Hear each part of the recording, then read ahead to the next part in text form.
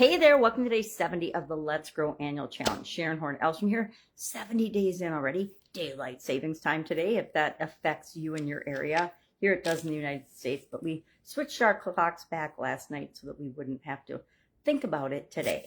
So today our topic is spiritual POV, point of view or perspective.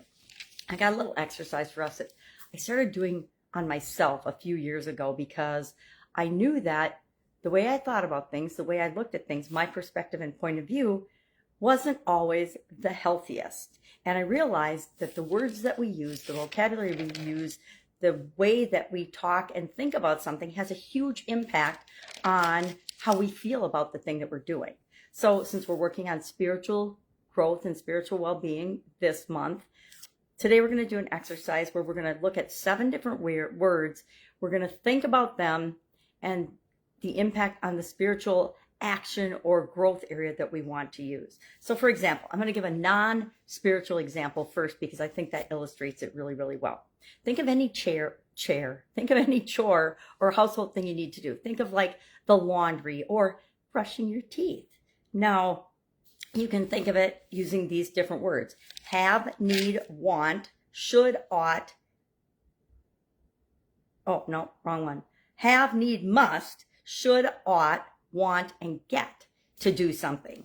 Okay, I have to do the laundry. How does that make you feel? I need to do the laundry. How does that make you feel? I must do the laundry because I don't have any clothes to wear. Doesn't really make us feel great, does it? So have to do, need to do, must do something. It feels like something outside of us is pressuring us to perform or do something that we may or may not actually care about or want to do. Then we get into the should do and ought do realm. And there's things that we should do. Again, they feel like they're driven by outside forces and things that other people expect of us, but maybe not that we expect of ourselves. And to me, ought to do something is just a softer version of that. I should do the laundry. I don't have to, I've got plenty of clothes to wear, but I should probably get it done because it's piling up. I ought to do the laundry, but I'm going to watch this Netflix special instead. Or I get into the realm of wanting to do something. Hey, I want to do the laundry because it's a good habit. And if I stay up on it, then I have more free time to spend doing the things I really want to do and really love to do. And then I get to do the laundry. Hey, I'm so grateful that I have clothes that I get to wash and that I have as many things as I want. It's a privilege, and I'm grateful that I get to do the laundry. Now, maybe that's not the best example, but it's an example that all of us can relate to. You could think of it as doing the dishes, vacuuming, mowing the lawn, whatever is appropriate. I think of these things as chores. Sometimes I think of chores as I don't want to do them, but they have to get done because somebody's got to do them. And other times I think of them as, hey, it's a privilege. I'm lucky I have this warm, cozy bed to make every morning. And sometimes if we just turn things into habits, we find that we like to do them. Now, I like to use the laundry example because I didn't used to like to do laundry. I had 2 kids and a big household. They were super active and involved in different sports. So I was always behind on the laundry. And when you entered our house, you had to walk through the laundry room from the garage. So it was always right in my face. And I always felt guilty if there was laundry piled up in there or if there was a load in the dryer or the washer that hadn't gotten taken care of and put away. So I decided that I had to get a different point of view, a different perspective on it. And I started to, every morning before I went to work, I did a load of laundry. I threw one in the washer and into the dryer. And then when I came home, I put away the one in the dryer, threw the one in the washer and the dryer. And I just had a perpetual cycle of laundry going. And pretty soon, I wanted to do the laundry in the morning because I realized that if I did that, I was never behind on laundry. It was always just kind of cycling through and rolling, but it never felt overwhelming or like a burden to do. And then pretty soon I discovered that I got to do the laundry. I was like, okay, how awesome is this that everybody has enough of what they want and what they need that I have all this laundry I have to do. So today, what are we going to do? Our action item is going to be, and I made a little grid in my book, and I recommend you do the same. Pick a spiritual growth thing that you need to do. Maybe it's a belief that you want to analyze. Maybe it's a thought or an action that comes up today. I already picked mine. I'm going to be kind to someone today.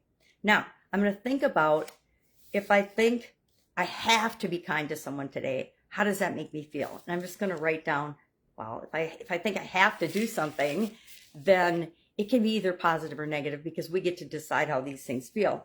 If I need to do it, well, I set this goal for myself, and I can look at it in a positive or negative way too, right?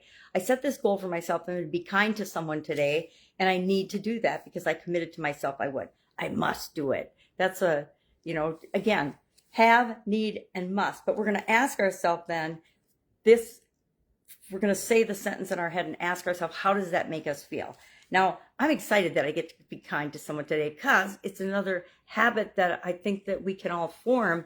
And it's actually a whole lot easier to be kind to people and treat people the way you want to be treated than it is to be a jerk. So why not just be kind? But our action item today is to ask ourselves each of these questions or phrase what we're going to do today, what action or thought or belief you want to look at. Maybe you want to look at a belief. I have to go to Mass with my mom today.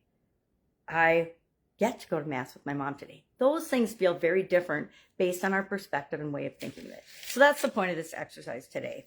If you need any help with this, hit me up and ask.